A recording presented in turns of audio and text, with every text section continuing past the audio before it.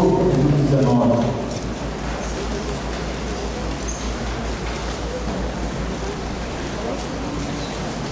E agora, então, vamos compartilhar o texto. Vou pregar aqui a palavra de Deus nesta noite. Evangelho de João, capítulo 19, verso 30.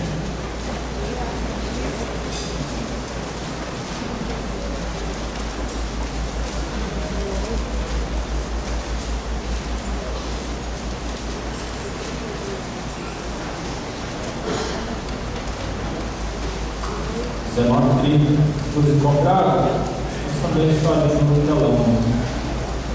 Vou ler ali para facilitar isso. Assim, então Jesus, depois de ter tomado vinagre, disse: está consumado. E inclinando a cabeça, entregou o Espírito. Vou orar uma vez mais e também colocando diante do Senhor alguns motivos de oração aqui colocados. Pai querido, ainda na tua presença, Pai, peço que abençoe a vida da irmã Célia, esposa do Claudione, ó Deus, em nome de Jesus, que perdeu uma irmã sua, e ó Deus, sofre nesse momento. Quero rogar que console e conforte seu coração no nome de Jesus, de toda a família. Abençoa nosso irmão Edinho, que vai fazer um cateterismo amanhã. Abençoa, Deus, teu servo ali nesse procedimento, que possa ser, ó Deus, bem sucedido para a glória do teu nome. Abençoa a família também do teu servo, a família, sua esposa, no nome de Jesus. E agora, Deus, fala conosco através da tua palavra. O instrumento é falho, mas está aqui Deus no serviço. No nome de Jesus. Amém. Irmãos, esse texto do Evangelho de João, 19, o verso 30, o texto onde Jesus está narrando a crucificação de Cristo. Essa é uma das 7 palavras de Cristo na cruz. Esta é uma das 7 palavras de Cristo na cruz. E crucificação é narrada nos 4 evangelhos, os 3 sinóticos, Mateus, Lucas e Marcos, e também no Evangelho de João. E essa palavra de Cristo na cruz encontra-se apenas aqui no Evangelho de João, no verso 30. E é exatamente: está consumado. Essas 2 palavras é uma das 7 frases que Cristo fala enquanto estava sendo crucificado, enquanto estava na cruz.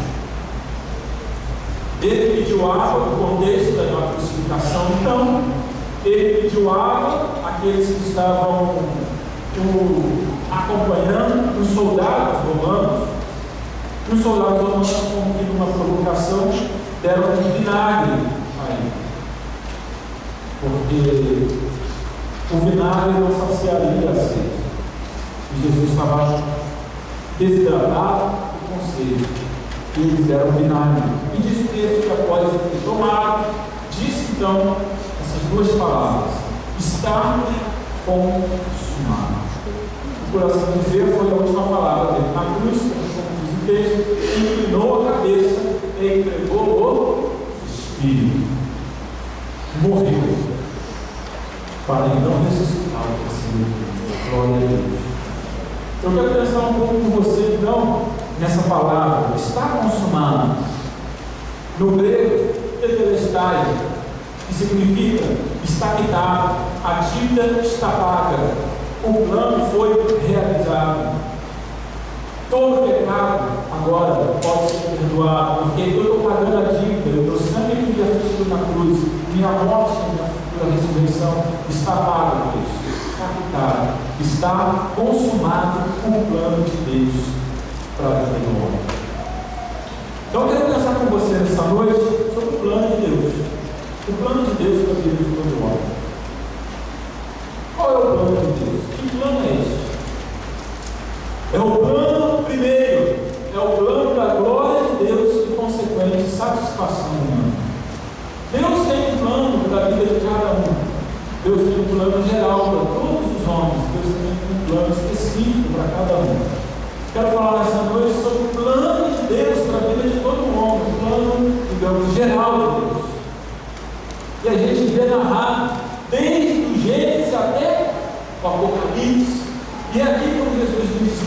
consumado, ele está falando: o plano está acabado. O plano está consumado, porque a consumação do plano de Deus se dá em Cristo. Ainda que nós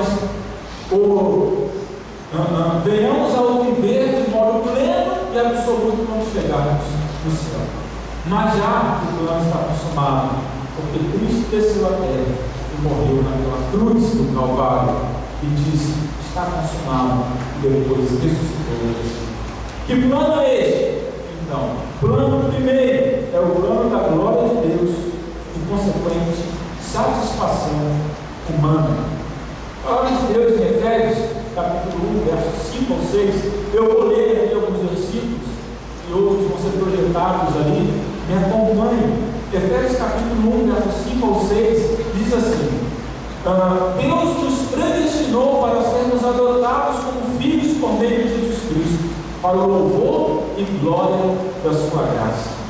Então, a primeira coisa que a gente precisa entender sobre o plano de Deus para a vida de todo homem é que nós, então, seres humanos, não fomos criados por acaso. Nós não somos um objeto do acaso. Nós não somos obra do infortúnio. Nós não nascemos porque não tinha outra pessoa para nascer. Não. Deus nos criou com um propósito. Deus nos trouxe até aqui com um plano. Deus tem um plano para nós. Mesmo aquelas pessoas que porventura possam ter nascido por um acidente humano, ainda assim não foi um acidente para Deus, porque Deus tem um plano para a vida de todos. Texto diz, Efésios capítulo 1, versos 5 e 6, então, que Ele nos predestinou, ou seja, Ele tem um pré-destino para a vida de todo homem. Qual é? Sermos adotados como filhos, por meio de Jesus Cristo, para o louvor e glória da sua graça. Efésios capítulo 1, versos 5 e 6. Para o louvor e glória da sua graça. Por isso que este plano de Deus é o plano da glória de Deus, mas quer dizer também da satisfação humana ou consequente satisfação humana. Ainda acerca desse plano, é importante a gente entender que por que ele tem esse plano? Porque Deus nos ama. João capítulo 3, verso 16, olha só o que diz: Deus amou o mundo de tal maneira que deu seu Filho unigênito para que todo aquele que nele creia não pereça, mas tenha a vida eterna. Por que Deus tem esse plano? Porque Ele nos ama. Por que Deus quer consumar esse plano? Porque Deus consumou esse plano em Cristo Jesus. Porque Ele nos ama. Porque Ele ama você, porque Ele ama a mim. Ele enviou seu Filho, Jesus Cristo. E mais, Ele ama você e quer ter um relacionamento com você. Gênesis capítulo 1 e 2 fala sobre a criação de todo o universo e também a criação do homem e da mulher. E lá no texto, capítulo 1 e 2 de Gênesis, a gente vai perceber que Deus, depois de ter criado o homem, Ele colocou o homem no jardim do Éden, e o homem gozava de um relacionamento pleno com Deus, a tal ponto que no capítulo 3, o verso 8, está escrito assim: ouvindo a voz do Senhor Deus, que passeava no jardim à tardia. Olha só o nível do relacionamento de Deus com o homem naquele momento, no jardim do Éden. Deus descia e passeava de tardia no jardim. O relacionamento de Deus, portanto, com o homem, ali, após ele ser criado, era um relacionamento o quê? Perfeito. Relacionamento perfeito. Era um relacionamento íntimo, era um conhecimento íntimo.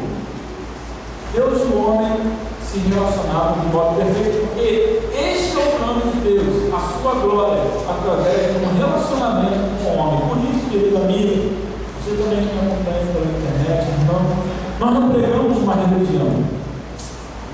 Nada disso. Não pregamos uma religião. Pelo menos eu não prego uma religião e abomino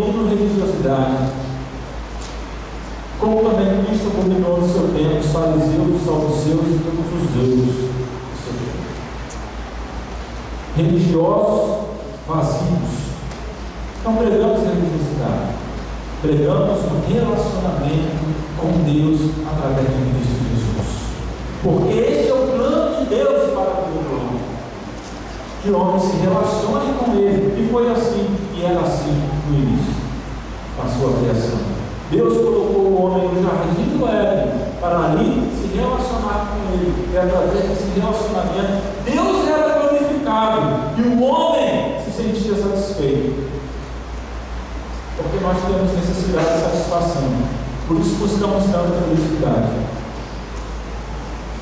Mal sabe o homem que a felicidade e a satisfação estão em Cristo Jesus, está em Deus, e Adão e Eva gozaram de plena satisfação no jardim do Éden.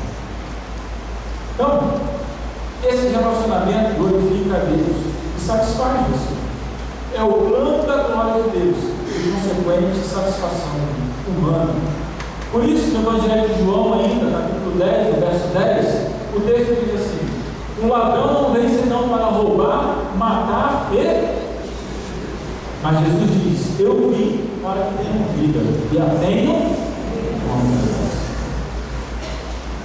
O plano de Deus para a vida humana, o plano de Deus para o ser humano não mudou. Deus continua desejando um relacionamento com o homem, e isso se dá através agora de Cristo. Nós vamos falar mais adiante, passou a existir um problema. Qual é o plano então? Qual é o objetivo de Cristo ter vindo à terra e ter morrido, de estar consumado e ter ressuscitado ao terceiro dia? Foi para novamente se dar vida, e vida plena, vida em abundância, vida com satisfação. A ideia de a vida em abundância é uma vida que jorra, como um copo que está cheio de água e continua alimentando essa vida abundante. Por que a maioria das pessoas não está experimentando essa vida abundante? Porque a maioria ou muitas pessoas não estão experimentando essa satisfação. Por quê? Porque existe um problema. Porque o homem é pecador, está separado de Deus. Romanos capítulo 3, olha só o que diz, verso 11: não há quem entenda, não há quem busque a Deus, não há um secreto. Verso 23, no mesmo capítulo: porque todos pecaram e destituídos estão da glória de Deus. Qual é o problema? O problema é o pecado. Todos pecaram. Todos os homens já nasceram em pecado e estão separados, destituídos da glória de Deus. E não há um sequer, não há um que busque a Deus. O que a Bíblia está dizendo? Que Deus tem sim esse plano de bênção, Deus tem sim esse plano de vida plena, Deus tem sim esse plano de vida abundante, mas o homem pecou e o homem é pecador. Quando isso aconteceu, pastor? Aconteceu lá no Jardim do Éden, capítulo 3, Gênesis capítulo 3, narra o pecado original. Quando Deus criou o homem e a mulher, Deus disse para ele: olha, você pode comer de tudo que está no jardim, mas da árvore que está no meio do jardim, do conhecimento do bem e do mal, você não come, porque o dia que você comer, você vai morrer. E aí Deus deu o livre-arbítrio para o homem, poder de decidir. E aí o homem decidiu desobedecer a Deus e comer da árvore, do fruto da árvore que está no meio do jardim. O que aconteceu? O homem, como Deus disse que ia acontecer, o homem morreu. E o que significa esta morte? Esta morte é a separação de Deus.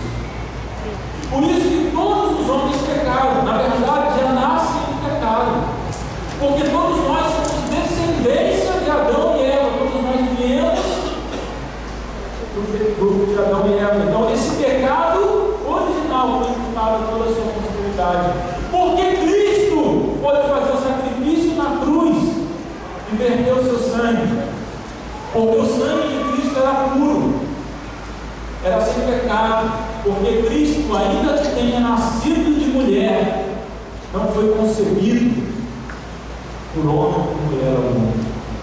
Cristo foi concebido pelo Espírito Santo, porque Maria, ainda virgem, deu à luz Jesus, porque no seu ventre foi o Espírito Santo que concedeu a Cristo. Por isso que Jesus nasceu sem pecado, e tendo sido tentado, não pecou, foi obediente até a morte, e morte de cruz, como lemos em Hebreus, e pôde fazer o sacrifício e dizer na cruz: está consumado, está pago a dívida, está quitado.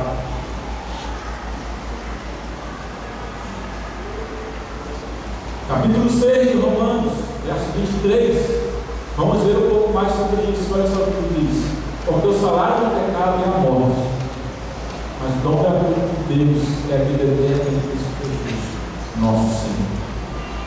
Então, todo homem pecou, e todos os homens, por conseguinte, nascem em pecado e são pecadores. E o pecado, então, é o problema do homem que o separa de Deus. Porque qual é a recompensa do pecado? Qual é o salário do pecado? Salário, recompensa é salário. É a morte. Como Deus disse para Adão e Eva: o homem morreu. Que morte é essa? Morte espiritual. Morte espiritual. O estado de morte é o estado de separação de Deus. Então tem muitos vivos mortos no nosso mundo. Estão vivos fisicamente, mas estão mortos espiritualmente, porque suas almas estão distantes de Deus. Suas almas estão longe de Deus. O salário do pecado, a recompensa do pecado é a morte. Então, a verdade é que muitas vezes, nesse estado de pecaminosidade, nesse estado de separação de Deus, irmãos paulistas, nós muitas vezes buscamos dar um jeitinho.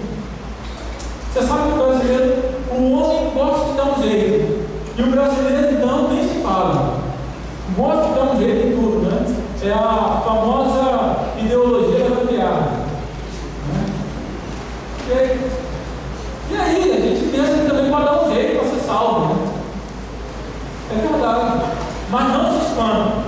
Não é só o brasileiro que tem mania de tentar dar jeito e buscar outros jeitos não corretos. Isso já era comum até no Velho Testamento. Olha só o que diz em Provérbios capítulo 14, verso 12. Provérbios 14, verso 12. Olha só o que diz: há um caminho que é onde parece direito, mas o fim dele conduz à morte. Os homens tentando chegar até Deus, buscando Deus, porque o homem quer Deus, o homem necessita de Deus, ele muitas vezes busca fazer outros caminhos, busca outras maneiras de se alcançar Deus. Tem gente, por exemplo, que acha que sendo religioso ele pode alcançar a salvação. De repente, se ele dá o dízimo na igreja, se ele, não sei, pagar promessa, ele talvez possa ser salvo. Tem gente que acha que se fizer boas obras, pode ser salvo. Não, eu vou fazer caridade, vou fazer muitas coisas boas nesse mundo, vou ajudar muitas pessoas, vou aumentar as pedrinhas da minha coroa no céu, e de repente Deus olha para mim e talvez me salve.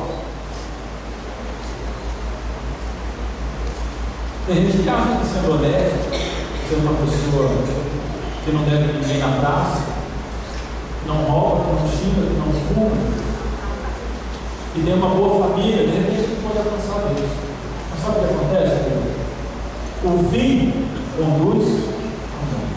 Caminhos que parecem direitos, mas o fim continua conduzindo à morte. Volta aí a imagem, irmão. Olha só.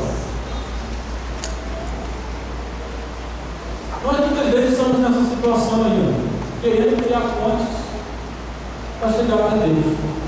Através de boas obras, religião, honestidade, moralidade. É um negócio que, né? Sou uma pessoa moral, integridade moral. Mas olha só, passa aí. fim é a morte.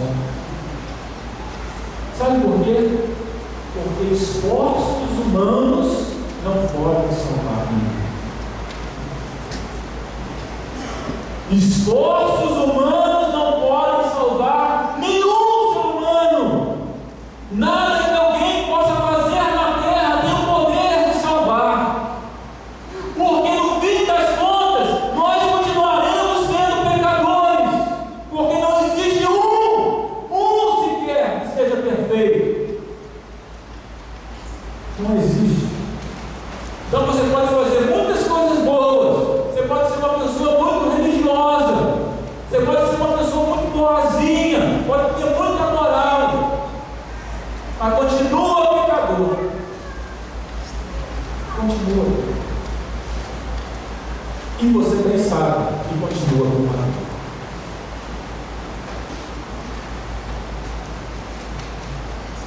O fim é a morte. Não adianta tentar construir pontes por si mesmo, porque a ponte cai. Porque esforços humanos não são suficientes para a salvação.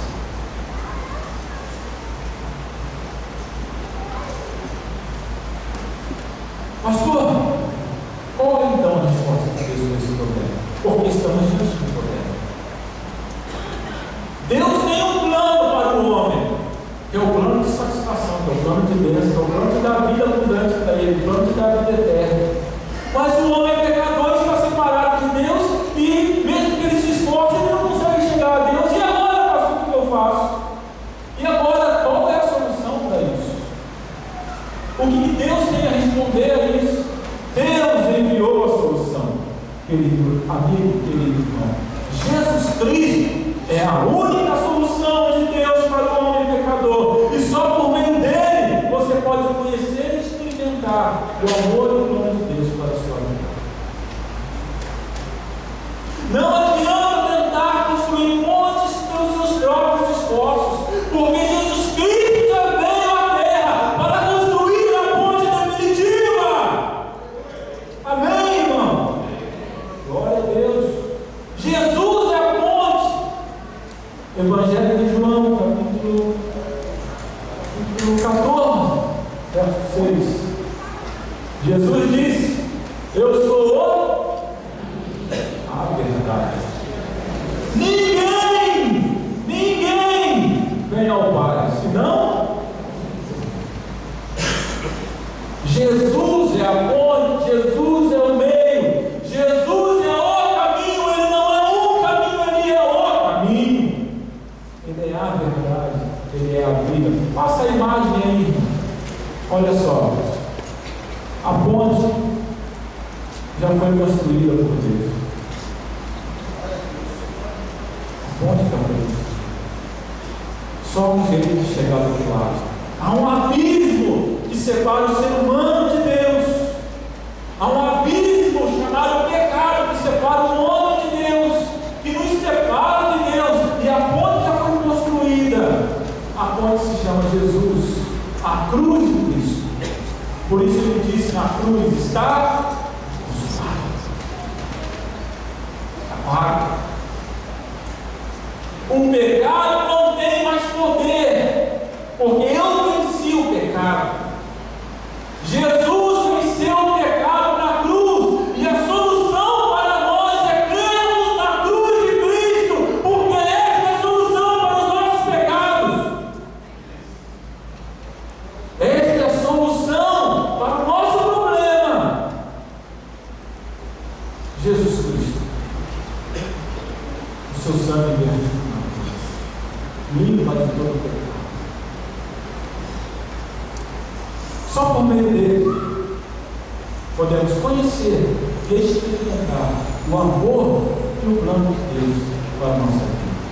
Deus quer abençoar você. Deus quer nos abençoar. Deus quer eu e você junto com Ele, porque Deus quer ter um relacionamento conosco. Só que Ele já proveu o caminho. E para ir até Ele não aceita o caminho, porque não existe o caminho. É só através de Deus. Romanos capítulo 5, verso 8. Olha só o que diz. Romanos capítulo 5, verso 8. Deus prova o seu amor para conosco, porque Cristo, enquanto éramos ainda pecadores, Cristo morreu. Um outro texto, 1 Coríntios capítulo 15, verso 3 ao 6, diz que Ele ressuscitou dentre os mortos. Cristo morreu pelos nossos pecados, foi sepultado, ressuscitou no terceiro dia, e segundo as Escrituras apareceu a Pedro, depois apareceu aos 12, depois disso apareceu a mais. Então, Ele morreu na cruz e ressuscitou no terceiro dia, e Ele é o único que pode nos dar salvação. 1 Timóteo capítulo 2, verso 5, mais um texto que diz dele: porque há um só Deus e um só mediador entre Deus, Cristo Jesus e o homem. É-nos ofertado ao longo da nossa vida muitas maneiras de mediações e muitos mediadores. Porventura, talvez você já tenha ouvido falar de alguém que possa mediar a sua relação com Deus, interpretar o seu desejo, de levar até Deus ao pedido. Mas eu quero dizer para você que a palavra dele, 1 Timóteo capítulo 2, diz que só existe um Deus, é o Yahvé Todo-Poderoso. E também só existe um mediador, um só, entre esse Deus Todo-Poderoso e os homens. O nome dele é Cristo Jesus. Aleluia. Morreu na cruz e ressuscitou. Está comigo até aqui, irmão? Amém? Glória a Deus. Pastor, e agora? Quero dizer para você que saber de tudo isso não é suficiente. Saber de tudo isso não é suficiente. Repito, saber de todas essas verdades não é suficiente. Você precisa tomar uma decisão. Você precisa tomar uma decisão. Precisamos tomar uma decisão de entregar nossa vida a Jesus Cristo e recebê-lo como Salvador e Senhor. Só então poderemos conhecer e experimentar o amor plano de Deus para a nossa vida. Conhecendo tudo isso é muito jóia, muito legal, mas não é suficiente. Você precisa decidir isso. Deus te confronta a uma decisão de receber a Ele como Senhor e Salvador e não entregar sua vida a Ele, a Jesus Cristo. O ser humano chega um momento da sua vida que ele precisa tomar uma decisão, porque ninguém nasce salvo, ninguém nasce de Cristo, nascemos separados de Deus. Como disse Davi, no Salmo de número 51, em iniquidade fui formado, em pecado recebeu minha mão. Nascemos de Deus. Então, ninguém nasce crente, ninguém nasce cristão, melhor dizendo. Ninguém nasce cristão. Chega um momento da nossa vida que a gente precisa se decidir. Essa história de que eu creio, que eu tenho Jesus desde que nasci, não é verdade. Não é.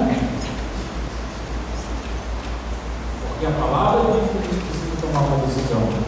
Mateus capítulo 16, verso 24 e 25. Olha só o que diz a respeito dessa decisão. Mateus 16, 24. Jesus disse aos seus discípulos: se alguém quer vir após mim, negue-se a si mesmo, tome a sua cruz e siga. Se alguém quiser. Ou seja, a pessoa precisa tomar a decisão de seguir. Pode passar o texto, verso 25. Pois quem quiser salvar a sua vida, perderá, mas quem perder a sua vida por amor de Deus, achará. Então, seguir a Cristo é uma questão de decisão. Por isso, conhecer essas verdades não é suficiente. Você que vem à igreja, de algumas vezes, você será muito bem-vindo, é uma alegria receber. Deus já está trabalhando com você, Deus está trabalhando no seu coração. E quero dizer para você, você precisa tomar uma decisão.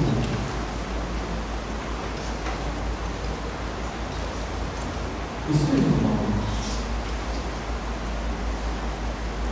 Quem quiser salvar a sua vida, perderá. Mas quem perder a sua vida, por amor de mim, achará. Se alguém quiser me seguir, renuncie a tudo. Siga-me, vice-versa. Pois não precisa. Não quer experimentar o amor e o plano de Deus para você, quer viver essa vida plena, essa vida em abundância, tem que se decidir por Cristo. Para isso é necessário crer. É necessário crer. Porque Deus salva pela sua graça mediante a fé. Efésios capítulo 2, verso 8 e 9. Olha só o que diz. Porque pela graça sois salvos por meio da fé.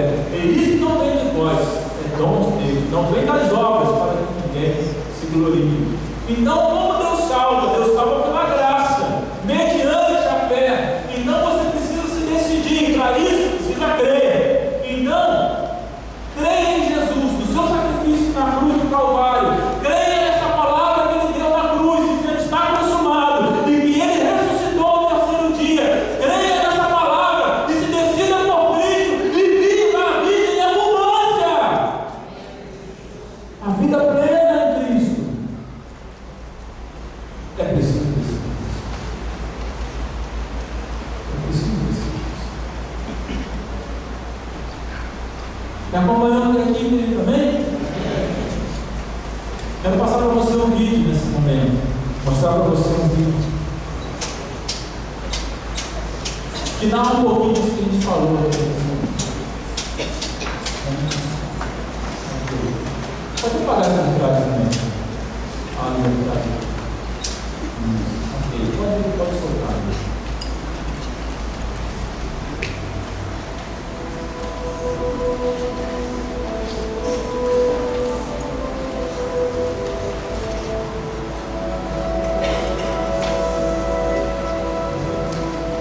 Um homem caiu em um buraco.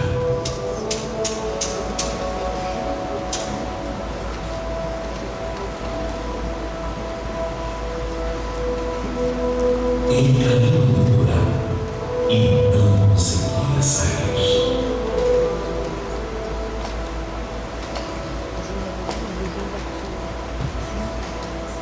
Um viajante passou perto. Ele disse ao homem que meditasse, a fim de purificar a sua mente. Assim, todo o seu sofrimento iria cessar.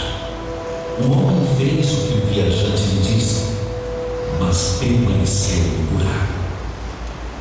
Outro homem apareceu.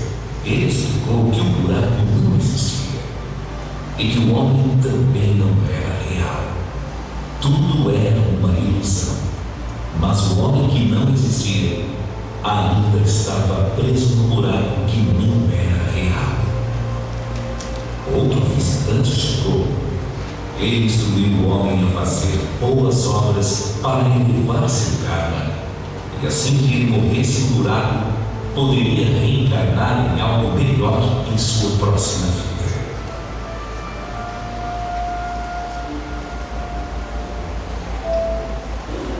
Outro homem olhou do alto do buraco. Ele ensinou aquele que estava no buraco a orar 5 vezes por dia, voltado para o leste, e a seguir 5 importantes mandamentos. Se ele fosse fiel um dia, talvez o divino lhe perdoaria. O homem orou o melhor que podia, mas estava perdendo as suas forças, e no buraco ele permaneceu.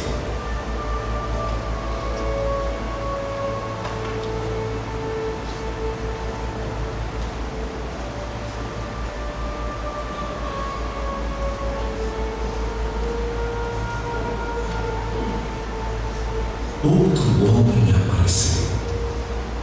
Havia algo diferente nele. Ele chamou o homem do buraco e perguntou-lhe se ele queria ser liberto.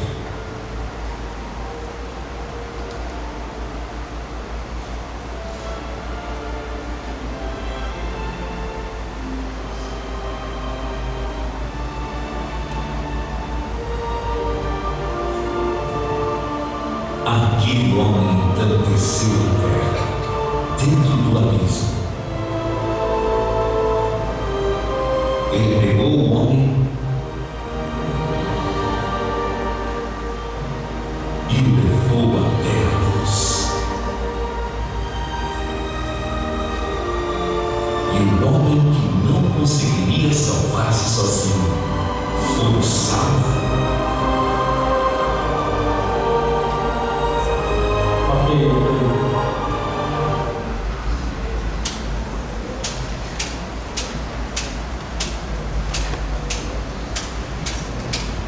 Terminando essa palavra, amigo, irmão, Bíblia mostra um pouquinho daquilo que a gente falou aqui nessa noite. Você não consegue por si mesmo. Você não consegue fazer essa história. Você não consegue servir uma religiosidade. Você não consegue salvar-se. Mas existe um que desceu a terra, perdeu o seu sangue na cruz do Calvário, e ainda na cruz diz: está consumado. Você pode experimentar esse plano de Deus, o seu amor, esse relacionamento com Ele, através de Cristo, depositando sua fé em Cristo. Para isso, você precisa tomar uma decisão. Quero orar com você nessa noite. Quero que você feche seus olhos, vamos falar com Deus.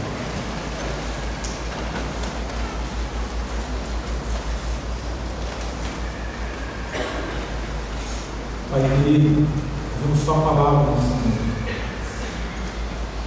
A palavra é poderosa. O Espírito Santo age mediante pregação, não obstante a falha do pregador.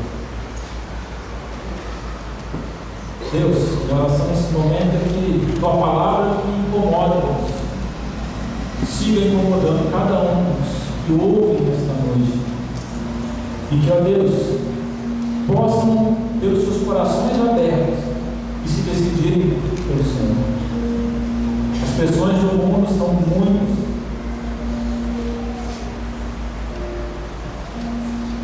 Os apelos do mundo são muitos. Muitas vezes a gente acha que dá para a gente esperar. Depois a gente toma uma decisão. Mas eu oro ao Senhor nessa noite, pedindo ao Senhor que dê força àqueles que estão aqui nessa noite para tomarem suas decisões, de crer no Senhor Jesus, o seu sangue vertido na cruz e essa consumação que o Senhor realizou, e então entregarem suas vidas a Jesus Cristo, para poderem como seu Senhor e seu Salvador. Pai, eu oro, rodando isso a Ti nesse momento, no nome de Jesus. Amém.